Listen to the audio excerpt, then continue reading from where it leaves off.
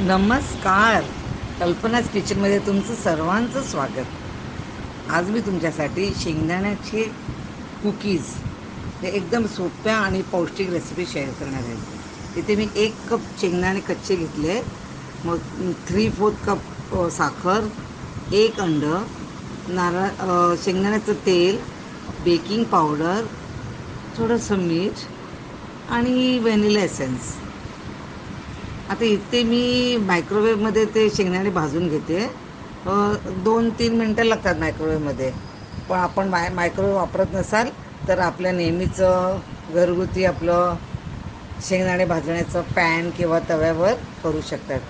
इथे बघा, सेम आपल्याला रिझल्ट तोच मिळाला. आपल्याला भाजलेले चांगले शेंगदाणे पाहिजेत. ठीक आहे. ह्याच्यात मीठ बीठ काही नसते, घरी आपण भाजतो साधे भाजलेले शेंगदाणे. आता हे चांगले भाजल्यावर ते आपण थंड झाल्यावर ते सोलून घ्यायचे. सालं काढायची गरज आहे. ते असं पौष्टिक अजून काय टेस्टमध्ये फरक पडेल.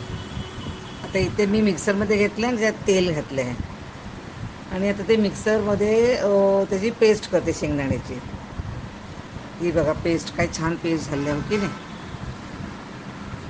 आता हे झाल्यावर आपण एका बोलमध्ये साखर ही पिठी साखर किंवा मी ती साखर दाखवली ना, ती मिक्सरमधून बारीक करून घेतलेली, आणि 1 अंड हे चांगलं फेसाळून घेऊया.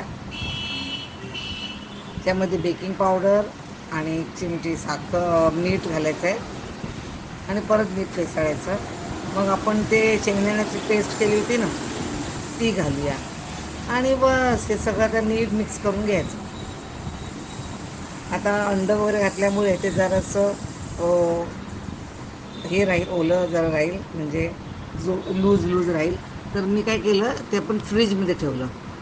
फ्रीजमध्ये थोडा वेळ ठेवलं ना की ते चांगलं आपल्याला हे करता येतात. बिस्किट करायसाठी आपल्याला मळायला हे बघा गोळा होतो ना याचा. तर थोडा वेळ फ्रीजमध्ये ठेवून द्या. आता इथे मी सिलिकॉन पेपरवर ठेवले.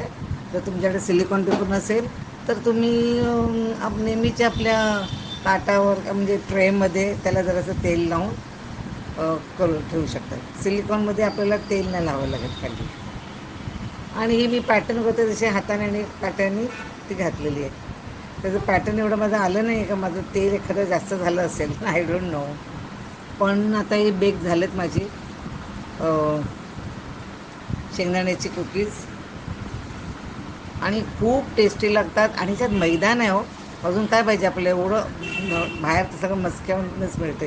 हे बघ, कुरकुरीत छान, मुलांना आवडतील आणि चहाबरोबर आपल्याला पण खायला एकदम छान आहेत. आजची रेसिपी आवडली असेल तर लाईक, शेअर आणि सबस्क्राईबचं बटन प्रेस करायला विसरू नका. आणि व्हिडिओ पाहिल्याबद्दल धन्यवाद. बाय.